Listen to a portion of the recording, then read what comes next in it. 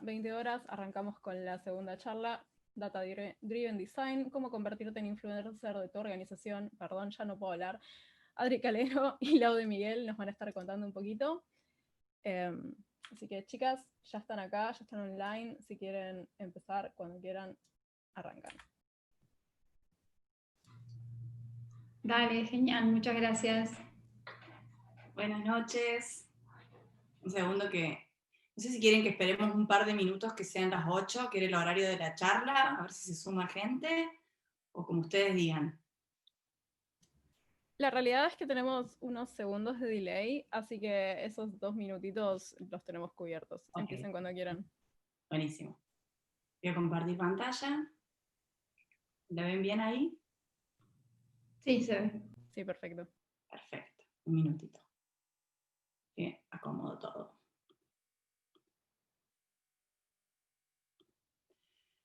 Bueno, buenas noches. Espero que estén muy bien. No sé si vamos a llegar a igualar a Vicky con su charla, que estuvo muy buena. Pero bueno, vamos a tratar de hacer algo. Yo soy Lau, y vamos a estar hablando sobre Data Driven Design y cómo convertirte en influencer en tu organización. Esto no significa que vamos a ser influencers en Instagram, sino cómo podemos influenciar decisiones o tratar de que nos enfoquemos en problemas que son verdaderamente importantes.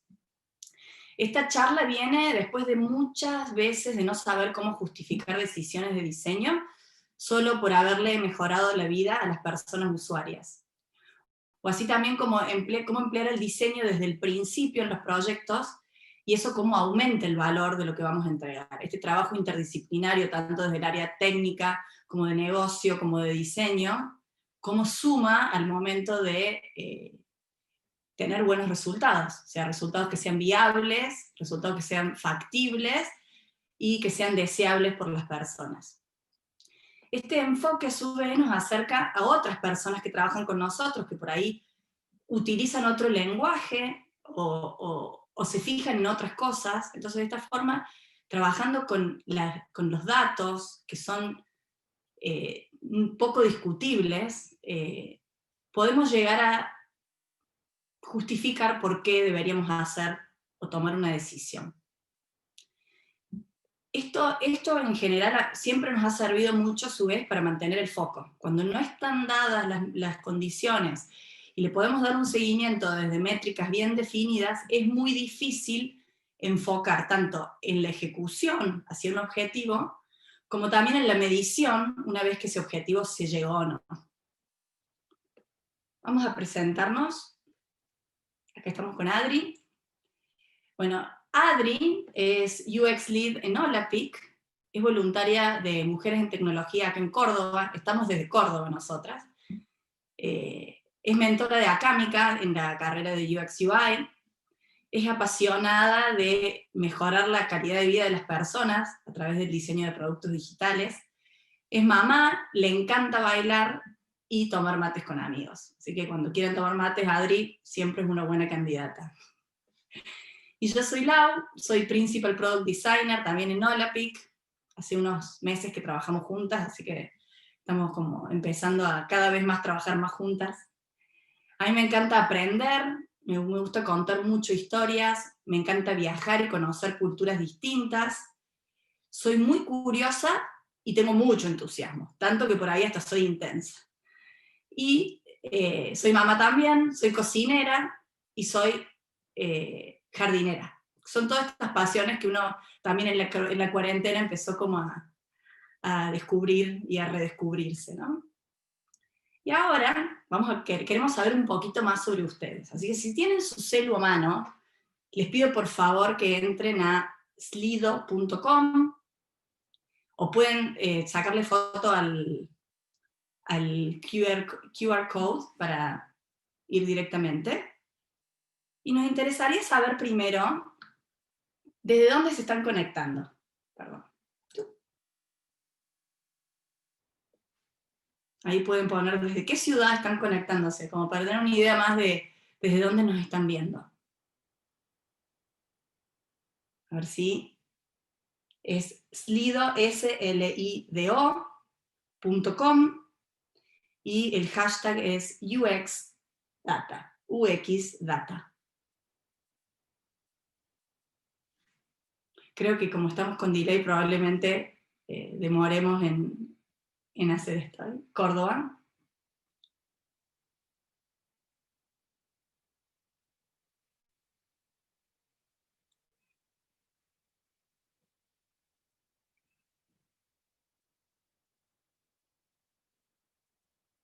Bien, 6, 7, Cava, Buenos Aires, La Plata.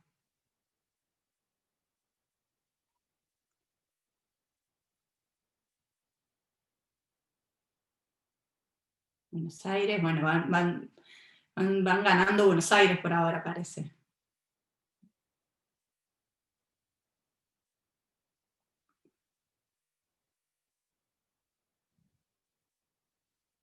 Bueno. Martínez, Colegiales.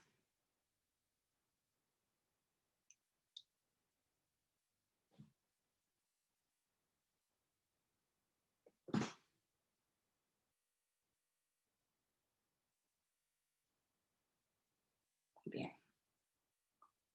Vamos a pasar a la siguiente. Villurquiza.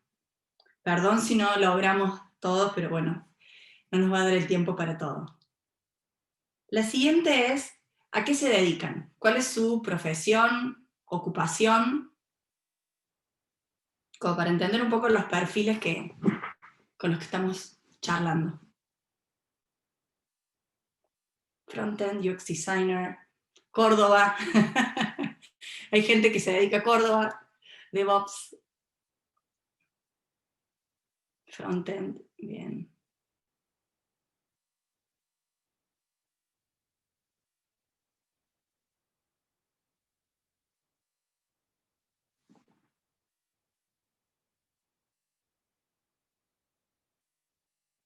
Analista de sistemas, full stack, project manager, content manager, muy bueno. Tenemos bastante diversidad, que es muy bueno, porque cada vez tenemos que centrarnos un poco más en trabajar multidisciplinariamente, ¿no?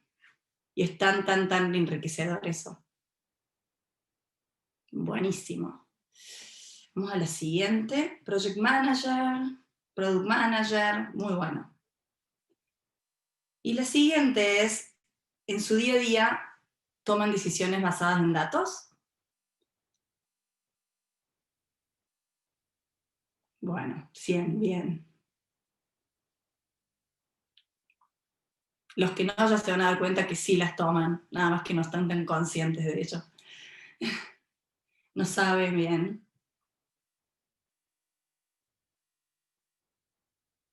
Bueno. Seguimos con la charla. Después de última ya nos queda a nosotras si siguen respondiendo esos datos para tener una noción de con quién estábamos hablando. Bueno, la verdad que quiero confesar que estoy un poco nerviosa, y cada vez que voy a dar una charla y me meto en esto, siempre me arrepiento, y me sale un verso sin esfuerzo. Pero creo que este miedo o estos nervios son cosas que también están relacionadas con el tema del que vamos a hablar hoy, que tienen que ver con las métricas, los números duros. Sobre todo para nosotras que venimos de la disciplina del diseño, en donde por ahí originalmente no hemos tenido ninguna formación en esto. Entonces, si están esperando ustedes recibir una charla, una clase magistral de métricas, no es el lugar.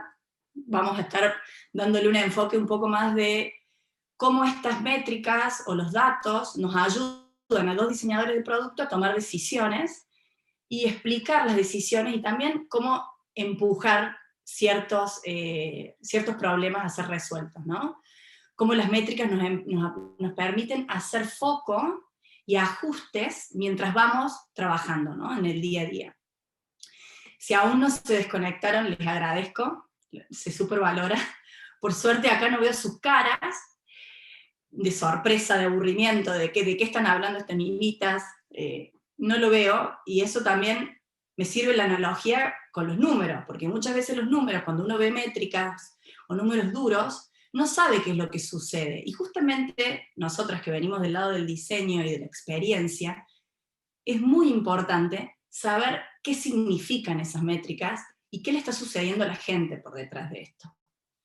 Generalmente cuando estamos trabajando, o la primera vez que nos enfrentamos a métricas, y si trabajamos en web, lo que vemos es un dashboard de Google Analytics, en donde hay infinidad de métricas que no necesariamente nos sirven para nada, digamos, no nos sirven desde el lado que no entendemos para qué las estamos usando, ¿no? De hecho, este mismo gráfico puede tener distintas lecturas. O sea, en el caso de que este sitio web puede ser la cantidad de páginas vistas que hubo en un periodo de tiempo, pero ese drop o esa bajada puede significar muchas cosas. Puede significar que la gente no encontró lo que necesitaba, o esa cantidad de páginas que es tan alta implica que nos sirve muchísimo porque nuestro modelo de negocio está basado en mostrar anuncios. Pero en el caso de que la persona estuvo navegando 3 horas hasta encontrar algo, para la persona usuaria no fue muy buena experiencia. Entonces, es importante empezar a mezclar o hacer un mix entre las métricas y el user research, o entender el contexto de uso que tiene esa persona, cuál es su objetivo, en qué le está ayudando nuestro producto. En general, estamos todos bombardeados por la cantidad de datos. Nuestros teléfonos, nuestros dispositivos móviles, están todo el tiempo traqueando la cantidad de pasos, cuántas calorías, cuántas horas parados, cómo está el clima, si va a llover. Digamos, tenemos una infinidad de datos que por per se no sirven para nada, si no tenemos un objetivo para que lo estamos usando esos datos, ¿no? Entonces, siempre hay que preguntarse, ¿para qué? ¿Para qué necesito saber la distancia que recorrí? ¿Para mejorar mi calidad de vida? ¿Para ver si estoy moviéndome lo suficiente? Bueno, en general, uno no se da cuenta que, por lo pronto, siempre uno toma decisiones en relación a datos. A la mañana yo creo que la mayoría de nosotros se levanta, se fija la temperatura y recién ahí decide qué se va a poner, si tenemos que salir. Ahora que estamos en casa, varía un poco el contexto. Les voy a contar una historia personal, así que espero que no se rían, o que sí, que se diviertan, sobre mi corta carrera de corredora. Hace 2 años, esto fue hace 2 años, yo estaba un poco estresada, entonces comencé a caminar al momento que me sentía como abrumada. Esa caminata se hizo tan constante que empecé a tener necesidad de un poco más de velocidad. Entonces dije, bueno, voy a correr. Y como soy de desafiarme, dije, bueno, hay una carrera ahora, voy a correr esa carrera de 10 kilómetros. La voy a ir usando esta historia de analogía para ir contándole algunas definiciones básicas, ¿no? Bien. Entonces, primero que nada, el primer concepto que surge es el concepto de objetivo, ¿no? Siempre un objetivo es el fin último al que se dirige una acción u operación. Es el resultado o sumatoria de serie de metas y procesos. En mi caso, mi objetivo era correr una carrera de 10 kilómetros en marzo de 2018. Entonces, el objetivo como que responde a la pregunta de ¿qué queremos lograr? Bueno, quiero correr la carrera de 10 kilómetros. Un concepto súper importante es el concepto de resultado, que es ¿para qué quiero lograr eso? O ¿qué va a producir en mí ese objetivo? Y este resultado, y que muchas veces en la industria del software lo llamamos outcomes, es el efecto de la cosa que resulta de cierta acción o operación, proceso o suceso. Entonces, está buena esta definición, porque el objetivo no es el resultado, son 2 cosas distintas. O sea, en el caso de que uno quiera producir algo, va a producir algo en la vida de una persona. En este caso, por el tema del running, depende mucho el contexto cuál va a ser el resultado. Para algunas personas correr es hacer amigos, mantenerse en buen estado físico, es exigirse, es viajar. Bueno, en este caso para mí el resultado esperado era satisfacción de lograr una meta, de haberme propuesto algo y lograrlo, y después también sentirme físicamente mejor y psicológicamente, porque tiene muchísimo impacto en lo psicológico, ¿no? Voy a hacer ahora un paréntesis en la historia, y espero no marearlos, pero quiero introducir acá, ya que estamos hablando de resultado, el concepto de UX Outcome, que no tiene tanta similitud, digamos, con el resultado en general, y que le voy a contar con un ejemplo un poco más de trabajar en organizaciones, ¿no? El UX Outcome responde a la pregunta de que si hacemos un gran trabajo resolviendo un problema, ¿cómo le va a mejorar la vida a la persona? O sea, es el resultado solo enfocado en la mejora de la experiencia para la persona usuaria, ¿no? Y acá hay como un tema ético de, bueno, generalmente nadie es naive y sabemos que si trabajamos en organizaciones que buscan un rédito económico, hay por detrás siempre un business outcome o una idea de resultados de negocio. Quiero que aumente la facturación en X cantidad de tiempo, en X cantidad de dinero, o quiero que el rendimiento sea X. Acá tenemos como dos caminos. Un camino es solo enfocarnos en el dinero y hacer todos los procesos en pos de maximizar eso, o también podemos hacer eso, pero mejorando la calidad de la vida de la gente, ¿no? O sea, entonces, uno con el otro, digamos, no es que porque mejoremos la calidad de vida no vamos a maximizar el retorno de la inversión, sino más bien que mejorarle la calidad de vida o generar valor para la persona usuaria, a largo plazo va a mantener esa persona fiel y no vamos a tener que recurrir a otro tipo de estrategia que no vaya en pos de esa mejora. O sea que es win-win en algún punto. Volviendo un poco a mi historia personal de superación y triunfo, en el mundo, o sea, yo estaba en este momento de, bueno, voy a empezar a correr. Hoy corro 3 kilómetros, tengo que llegar a correr 10 kilómetros. ¿Cómo hago para moverme de A hacia B? Hoy solo corrí el colectivo, necesitaba llegar a los 10 kilómetros. Tenemos una cantidad enorme de datos, y los datos son la información concreta sobre hechos, elementos que nos permite estudiarlos, analizarlos y conocerlos, ¿no? O sea, yo sabía que corría 3 kilómetros. En el caso de no saberlo, me iba a tener que de alguna forma medir para poder saber cuánto iba a correr, o cuánto estaba corriendo. Este tipo de datos los podemos clasificar en dos tipos de datos. Los objetivos, que todos los observadores estarían de acuerdo, bueno, tengo 38 años, peso tantos kilos, tengo tal estatura, y los subjetivos, que lo puede interpretar cada observador. En este caso, por ejemplo, confianza en la que voy a llegar a lograr mi meta, 7 de 10. En una escala de 7 a 10, creo que un 7 lo logro. Entonces está bueno hacer este tipo de aclaraciones, porque tenemos muchas herramientas que nos van a permitir poder ir definiendo cuál de todos estos datos nos sirve. En este caso, hay datos acá que no son relevantes. Tiene 2 hijos. Que sí, ¿en qué me es relevante para saber si llego o no a el objetivo de correr estos kilómetros? Bien. Con respecto a los datos, también tenemos otro tipo de clasificación que nos sirven al momento de crear estas métricas, ¿no? Y está bueno también tener estas tipologías como para entender cuándo usar unas u otras y qué tipo de métrica estamos trabajando. Después Adri va a contar algunos casos de uso donde va variando esta forma de definir las métricas y los datos. Tenemos los esquemas nominales, que es un esquema de categorización que puede ser, por ejemplo, argentino, uruguayo, digamos, definir la nacionalidad, definir un color, rojo, verde, azul. Ordinal, que puede ser un esquema de categorización secuencial, que puede ser el métrico, o puede ser una calificación, excelente, muy bueno, bueno, satisfactorio, no satisfactorio.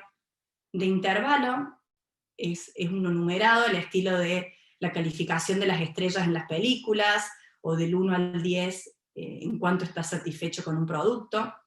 Y luego tenemos el bien conocido para marketing, por ejemplo, que es el de ratio de razón, que es un esquema de categorización matemática, basado en una operación que es clics sobre impresiones, por ejemplo, que nos da el click-through rate, la cantidad de veces que hacen clic sobre la cantidad de veces que se imprimió un anuncio. Y acá viene el tema de, bueno, tenemos esta infinidad de datos, ¿cómo hacemos para elegir qué datos tomar? Y acá de vuelta vuelve a traer el concepto de resultado, o sea, el resultado que estábamos esperando era que yo corriera 10 kilómetros, o sea que la métrica que yo debería tomar en este caso es la cantidad de kilómetros, y después ver los días de entrenamiento para saber cómo voy a llegar a eso, porque tengo que moverme de 3 a 10, ¿no? Entonces la métrica son aquellos datos que nos sirven para analizar el rendimiento de un determinado proceso en pos de cumplir un objetivo, ¿no? Es el momento que vamos a decir, bueno, son kilómetros lo que tengo que correr, ¿no? Entonces esa es la métrica que me va a ayudar a mí a determinar cómo voy en pos de eso. Bien. Un concepto que es un tipo de métrica, es el tipo de métrica de éxito, o success metric. Perdón. El success metric es cómo nos vamos a dar cuenta en el momento en que lleguemos a la meta. En este caso podría variar esto dependiendo la persona o el contexto, de nuevo el mismo concepto. Por ejemplo, para una persona podría ser intentar correr, para otro podría ser cruzar simplemente la línea de llegada. Para otro podría ser correr 10 kilómetros en 1 hora, y para otro podría ser llegar en primer lugar. O sea, el éxito, o la métrica de éxito, o el objetivo, mucho depende de la persona que está cumpliendo ese objetivo. Entonces, ya repasamos, entonces tenemos la métrica, la success metric nos indica en el momento en que estamos, y después están las progress metric, ¿no? Que las progress metric es cómo vamos a saber cuán lejos estamos del objetivo, cuánto recorrimos y cuánto nos queda por recorrer.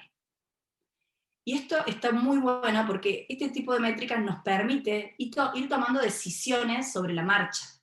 Entonces no llegar al día de la carrera y darnos cuenta de que no llegamos, sino que en todo el proceso en que uno empieza a perseguir ese objetivo, nos vamos haciendo ajustes y vamos tomando decisiones en pos de cumplirlo.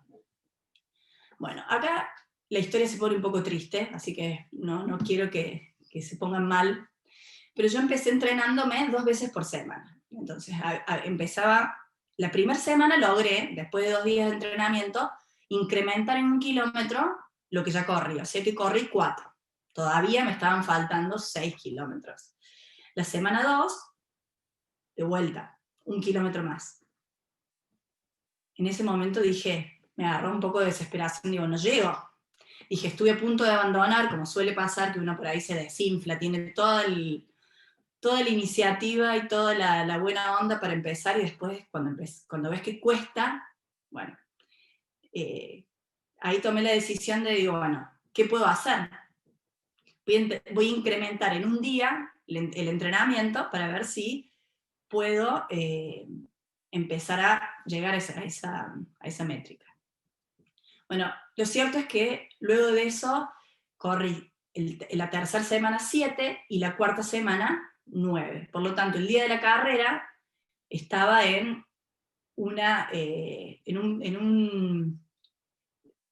lo logré llegar. Acá lo tengo por acá.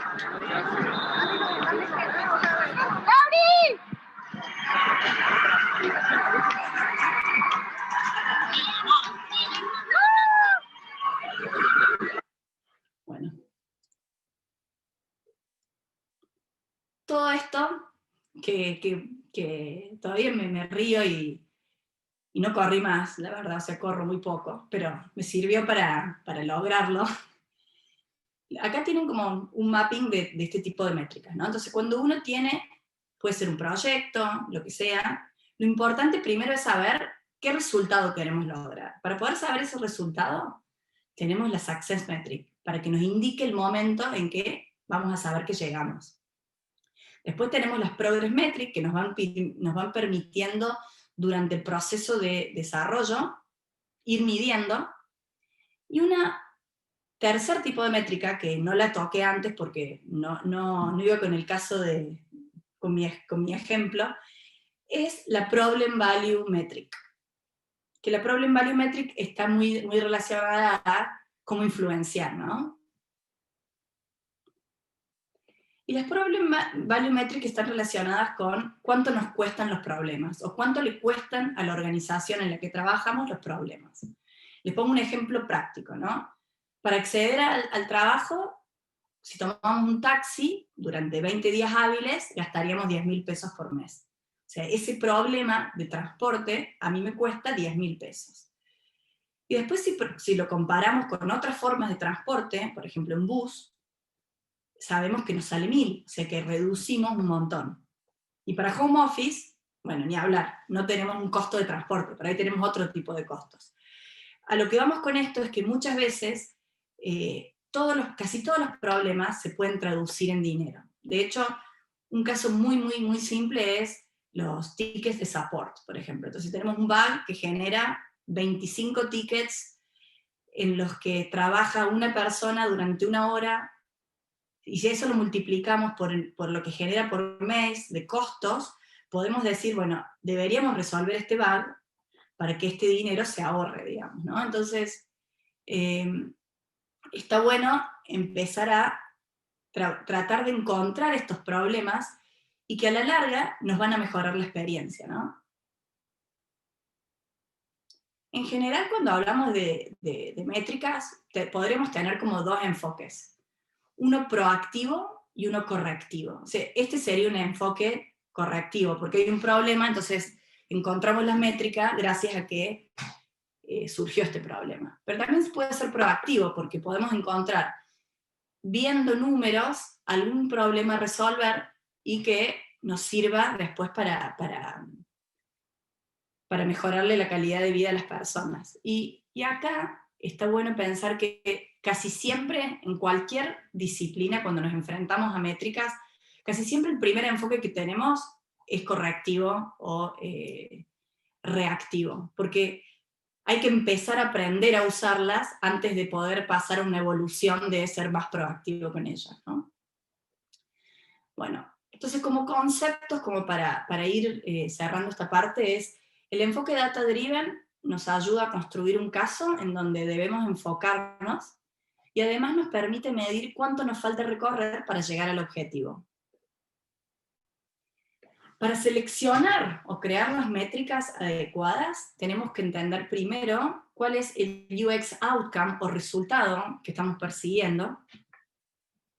Y si solo basamos nuestro producto o servicio en business outcomes, nos podemos estar perdiendo gran parte del valor, ¿no? O sea, esto es súper importante porque muchas veces en las organizaciones solo hablamos de dinero y nos olvidamos para quién estamos haciendo lo que estamos haciendo. Acá es súper importante que tengamos en cuenta que no vamos a inventarnos los problemas de las personas, o sea, tenemos que hacer iniciativas conscientes de research con estas personas para poder entender un poco de dónde viene el problema antes de asumir cuál sería el valor que le vamos a entregar, ¿no? Bueno, ahora vamos a pasar a hablar con Adri. Adri nos va a mostrar algunos ejemplos, como repasando también estos mismos conceptos que ya vimos, pero aplicados a 2 casos de proyectos que ella trabajó. Así que Adri, todo tuyo. Bueno, genial. Muchas gracias, Lau. Y bueno, como bien dijo Lau, la idea es que podamos ahora poder ver todas estas métricas y conceptos en casos prácticos que tuve la suerte de participar. ¿Están viendo mi pantalla ahí? Sí, genial. Sí, perfecto. Bueno, para arrancar quiero contarles sobre un ejemplo más bien reactivo, que era lo que mencionaba Lau recién. En este caso yo estaba trabajando en una célula de desarrollo para tarjeta naranja. No sé si la conocen, es la emisora de tarjetas más grande de Argentina, que tiene su base acá en Córdoba, y yo me sumé y pude participar de este proyecto hace 2 años más o menos, ¿no? Y nuestro equipo arrancó a trabajar con un business outcome como puntapié inicial de esta experiencia de alguna manera. Y lo que el negocio quería lograr era poder aumentar las ventas inbound digitales que tenía en ese momento. Esa experiencia, ese flujo que brindaba Naranja, era un flujo en realidad digital, entre comillas, era más bien un híbrido en el cual las personas usuarias podían completar un formulario online, dejaban sus datos para pedir la tarjeta y a partir de ahí las contactaba un call center para terminar la gestión y acordar con la persona un lugar y un día para que un cadete les lleve el contrato. La persona firmaba el contrato y recién ahí se embosaban los plásticos y después volvían a contactar a la persona para entregarle finalmente el plástico. No era la mejor experiencia digital en ese momento. Para poder arrancar bien, como mencionaba Lau recién, lo que hicimos fue toda una investigación que duró aproximadamente 20 días, casi un mes, en donde pudimos hacer entrevistas tanto a potenciales clientes de Naranja, de distintos perfiles, más jóvenes, más grandes, con distinto poder adquisitivo, de distintos lugares. Entrevistamos gente en Córdoba, fuimos a Buenos Aires capital a entrevistar también gente, y además entrevistamos vendedores de Naranja, ¿no? Que nos daban como su mirada sobre qué tipo de persona y con qué experiencia estaba esperando encontrarse la persona a la hora de adquirir la tarjeta. Con toda esa información definimos cuál queríamos que sea nuestro UX outcome ideal para ese flujo. Y lo que dijimos fue, si hacemos que las personas puedan pedir la tarjeta de manera online, fácilmente, donde y cuando quieran, y que reciban el plástico en un tiempo esperado, vamos a poder lograr que accedan a sus deseos más fácilmente, que es uno de los objetivos de una tarjeta de crédito, ¿no? Una tarjeta es un habilitador de sueños o de deseos para las personas. Segundo paso, lo que bajamos y lo que entendimos con respecto a este proyecto eran las Problem Value Metrics. ¿Cuánto le está costando a Naranja hoy no hacer esto o no brindar esta experiencia? Y lo que logramos analizar fue una persona con un buen score crediticio. El score crediticio es lo que te habilita a vos a decir, sí, te damos una tarjeta o te damos un crédito. Una persona con un buen score crediticio que se acercaba a una sucursal de Naranja, que tienen un embosador especial que te pueden dar el plástico en 30 minutos, bueno, podía esto, ¿no? Como en media hora tener el plástico en la mano. El problema de esta experiencia es que solo podía darse en Córdoba y en pocas sucursales, porque no en todas las sucursales estaba esta máquina que embosaba plásticos en el momento. Por otro lado, esta experiencia o este flujo de alguna manera era 3 veces más caro que tener el flujo online 100%. Pero a nivel de experiencia tenía un solo touch point, un solo punto de contacto y la persona usuaria interactuaba con un solo actor que era el representante que le vendía la tarjeta en ese momento. Por otro lado, el flujo de solicitud inbound híbrido, que les contaba recién, entre formulario online y call center, hacía que esta persona que tenía un muy buen score crediticio demorara un mes en tener el plástico en la mano. Lo bueno de este flujo era que estaba habilitado, digamos, para todo el país y que era solamente 2 veces más caro que tener el flujo 100% online. A nivel de experiencia era bastante peor porque requería de 3 touch points y 3 actores que interactuaban con la persona usuaria, y la experiencia era bastante engorrosa, por eso también terminaba durando un mes todo este proceso. Entonces lo que hicimos con toda la investigación inicial, más entender esto de las Problem Value Metrics, fue generar una hipótesis de cómo podíamos no solo reducir costos, sino generar una mejor experiencia para las personas.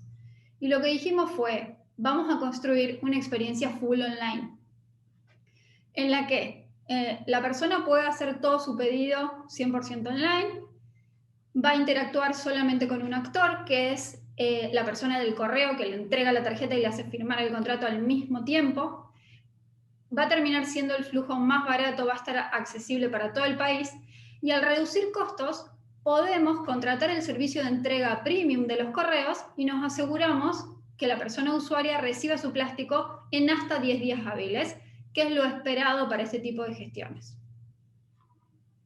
Entonces empezamos a construir este MVP de la experiencia full online. Y cuando empezamos a pensar y a delinear el MVP, definimos que nuestra métrica de éxito a nivel experiencia la íbamos a dar por concluida, vamos a decir, logramos esta experiencia full online cuando una persona que haya pedido la tarjeta por nuestro flujo tenga el plástico en la mano, vamos a saber que fuimos exitosos con este MVP. Esta métrica era una métrica nominal objetiva, es lo hicimos o no lo hicimos, lo logramos o no lo logramos.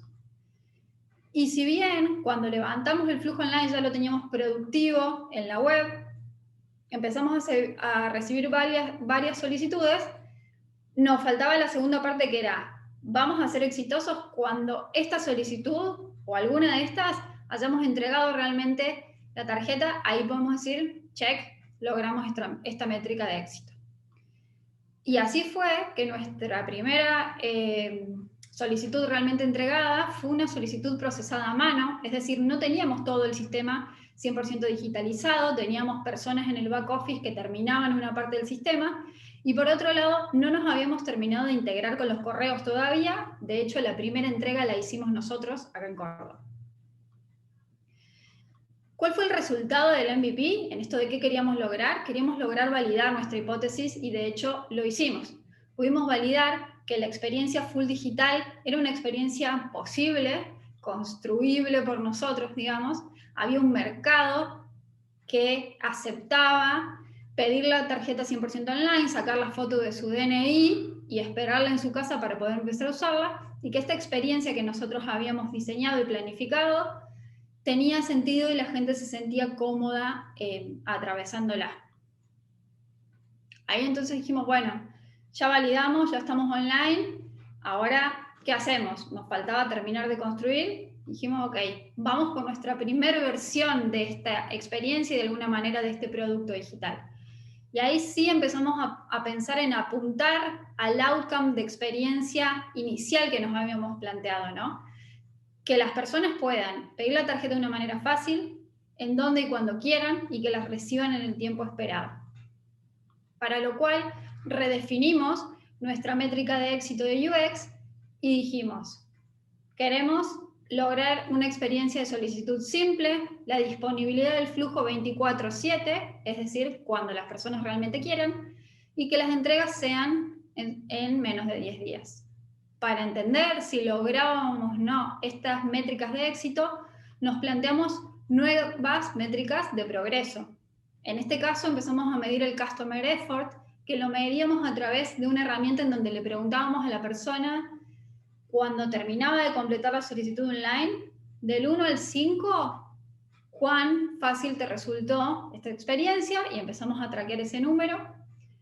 A su vez, empezamos a contabilizar el uptime de nuestro flujo y de los servicios que necesitábamos para que esto realmente suceda, y el Delivery Success in Time. Es decir, los correos nos pasaban cada X cantidad de tiempo toda nuestra métrica con respecto a cuántas tarjetas se entregaron y cuántas se entregaron en menos de 10 días. Esta primera versión tuvo que ver sobre todo con empezar a medir, con generar un baseline. No teníamos un número como objetivo. No era que queríamos lograr un CES del 90%, porque no teníamos contra qué comparar, porque toda la experiencia era nueva. Entonces, primer paso, empezar a medir. Segundo paso recién iba a ser empezar a traquear la métrica a través del tiempo.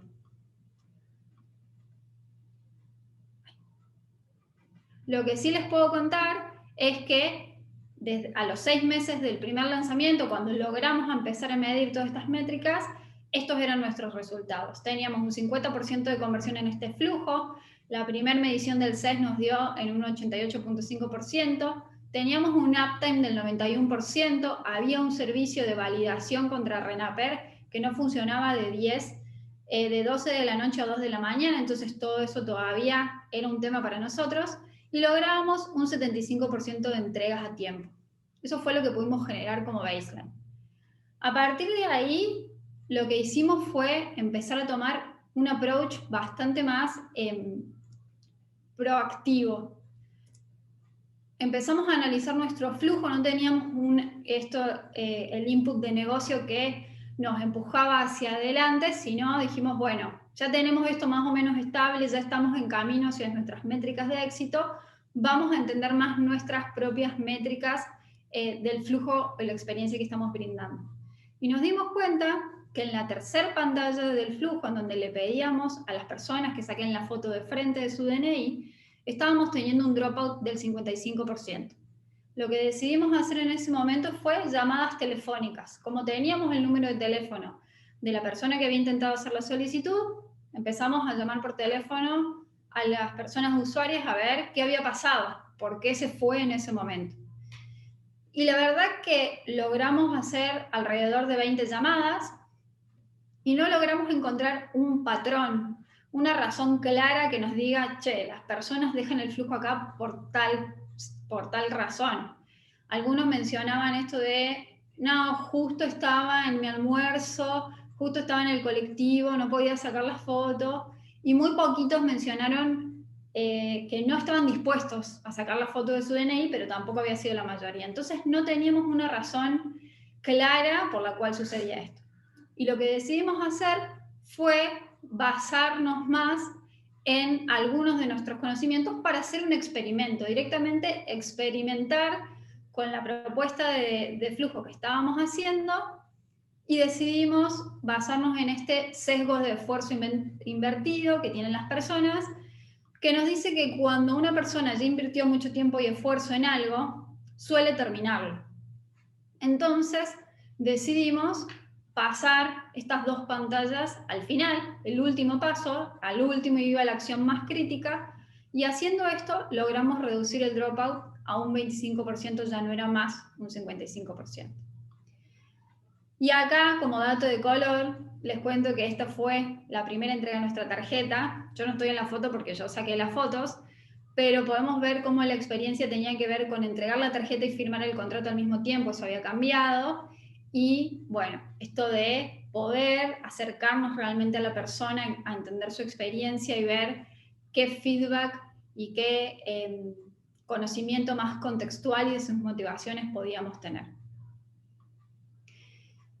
Como para hacer un repasito rápido de este caso, les cuento que las métricas que vimos recién tenían que ver con el UX Outcome, las Success Metrics, las Progress Metrics y las Problem Value Metrics. Todas estas métricas que de alguna manera para el diseñador o para el equipo de diseño son métricas persuasivas que nos ayudan a influenciar a los stakeholders para lograr o para invertir o para cambiar un flujo o para invertir más tiempo de desarrollo en alguna experiencia.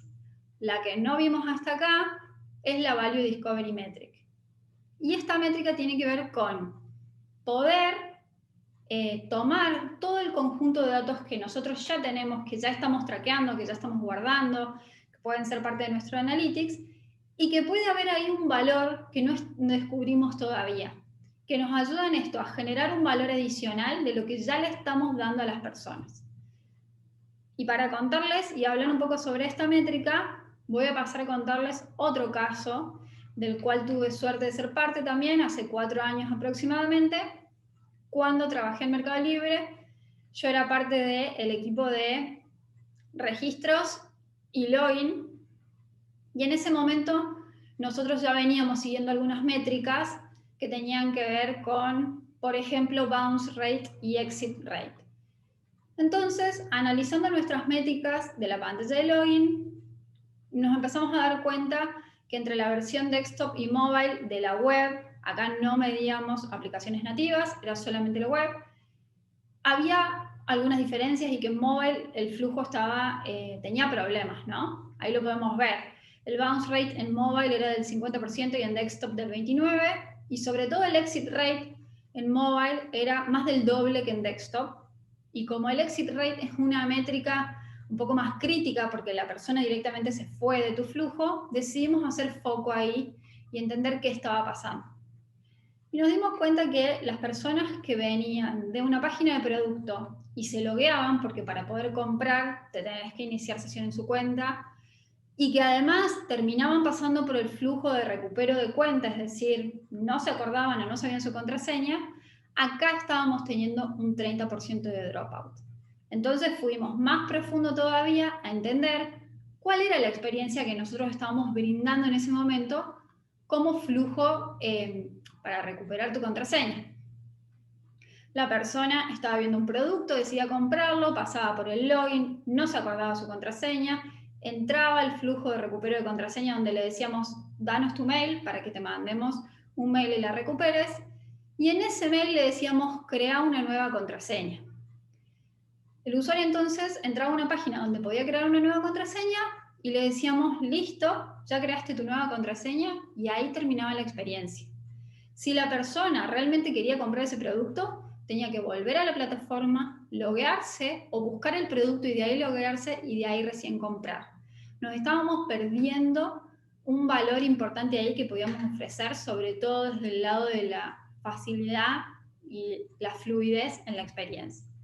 Y lo que decidimos hacer fue cambiar cómo las personas recuperaban. En este caso dijimos, no es que vas a escribir una nueva contraseña, vas a recuperar tu cuenta directamente. Entonces, una persona que estaba viendo un producto, intentaba loguearse, no se acordaba su contraseña, pedía el mail, ese mail le decía, entra a tu cuenta directamente desde acá, este mail está validado, ya sabemos que tenés acceso al mail, y lo logueábamos automáticamente y lo devolvíamos al producto que estaba mirando, para que no tenga que hacer toda la experiencia solo. Este cambio, esta primera iteración que logramos hacer, tuvo que ver con una iteración sobre todo de contenido y de flujo en la experiencia y de los pasos de la experiencia. No tocamos interfaz, no tocamos, digamos, diseño visual y nada de eso. El mail original decía, hola usuario, recupera tu clave para usar tu cuenta y el botón recuperar clave, y lo cambiamos por un mail que decía, ingresa tu cuenta de Mercado Libre, hola usuario, ingresa tu cuenta desde acá, botón continuar. Este caso significó un aumento del 30% en las ventas de los usuarios que recuperaban su clave y que tuvo un impacto muy grande a nivel cantidad de plata que se generó con estas ventas. Y hasta acá estos ejemplos sobre cómo podemos y apalancarnos, digamos, en métricas a la hora de tomar decisiones y de llevar adelante un proyecto y de generar iteraciones de una solución y de una experiencia. Si quieren saber más sobre métricas, sobre UX Metrics, sobre todo de cómo combinarlas con el resto, les vamos a dejar estos recursos. Uno tiene que ver con poder entender esto de las métricas persuasivas de UX, que plantea Jared Spool, que es un autor súper conocido en el mundo del UX. Después, en el blog de Nielsen and Norman hay muchísimos artículos sobre métricas que son súper interesantes. Por ejemplo, cómo mirar macrométricas y micrométricas. Y otro recurso que les recomendamos es este libro, Radical Focus, que si bien habla de OKRs dentro de un equipo, está bueno para poder entender esto de cómo enfocamos en algo, cómo medimos algo, cómo llegamos de A a B a través del seguimiento de las métricas que nos dicen si estamos yendo por el camino correcto o no. Y finalmente, para que se lleven algunos key takeaways que definimos con Lau y nos parecen interesantes, recuerden que las métricas no son exclusivas de las personas de números. Si bien un diseñador UX quizás no va a ser un especialista en métricas, en estadísticas, en números y demás, sí somos parte y tenemos una mirada distinta sobre cómo podemos entender, sobre todo nuestras métricas, y lo ideal es poder trabajar interdisciplinariamente. Por otro lado, las métricas importan en pos de un objetivo y un contexto. Como decía Lau, para un corredor profesional, terminar la carrera no es una métrica válida. Quizás la métrica es, quiero terminar la carrera primero o quiero terminar en X tiempo. Pero en cambio para ella lo importante era terminar la carrera. Y así las métricas van cambiando también a través del tiempo. Por otro lado, antes de definir y de empezar a medir todo lo que se nos cruza en nuestra vida laboral, es importante preguntarse, ¿qué hace esta métrica por mí? ¿Qué me ayuda a entender? ¿Para qué me sirve? ¿Qué voy a hacer con este dato? ¿Qué decisión voy a tomar? ¿O a quién voy a influenciar? ¿O qué entiendo cuando leo esta métrica? Además, es importante no mirar las métricas de manera aislada ni tomar métricas por defecto. Creo que Lau también lo mencionó. Permanencia en una página Para un diario o para Medium, por ejemplo, puede ser bueno, porque si la nota era de 5 minutos y vos estuviste 6 minutos, quiere decir que la leíste y hasta quizás interactuaste. Ahora, si estás haciendo, no sé, una transferencia y te pasaste 10 minutos en la pantalla donde te piden el token, quizás la experiencia no está siendo buena porque el token nunca te llegó, nunca pudiste completar la transferencia y demás. Entonces, no tomemos por defecto las métricas que otros usan. Está bueno entender que se usa, pero hay que entender si para nosotros sirven o no. Además, esto para todos, sobre todo los que son diseñadores UX, sabemos que definir y entender las métricas no es algo fácil, pero es mucho más difícil si no hicimos el research, porque no logramos entender cómo impacta y qué significa de alguna manera eso visto desde nuestro lado.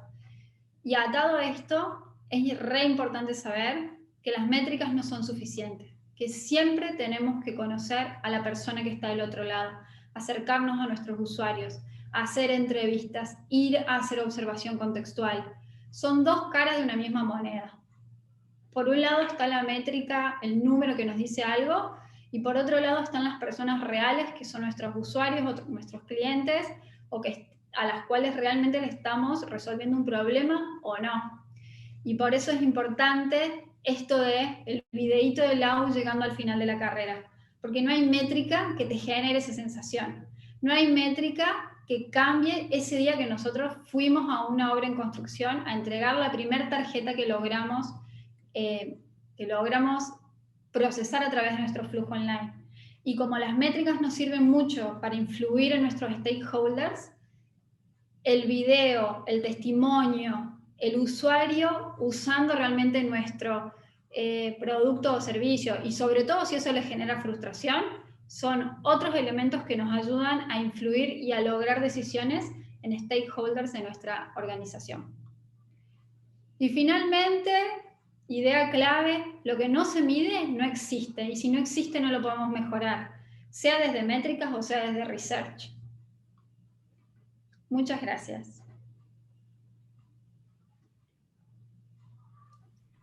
Bueno, chicas, muchas gracias.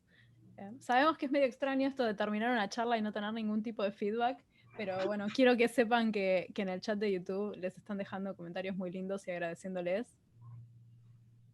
Ahora quiero invitar a la gente que nos está viendo, si tienen alguna pregunta para hacer, la pueden ir dejando en el chat, las vamos a estar leyendo acá para que les respondan. También está bueno decir que ahí están nuestros contactos, si tienen dudas, consultas sobre bibliografía, por ahí tienen alguna consulta de cómo encarar alguna métrica o cómo trabajar algún proyecto en particular, estamos siempre abiertas a dar una mano en la medida de lo posible, y bueno, y a contactarnos también y conocernos. Llegan aplausos.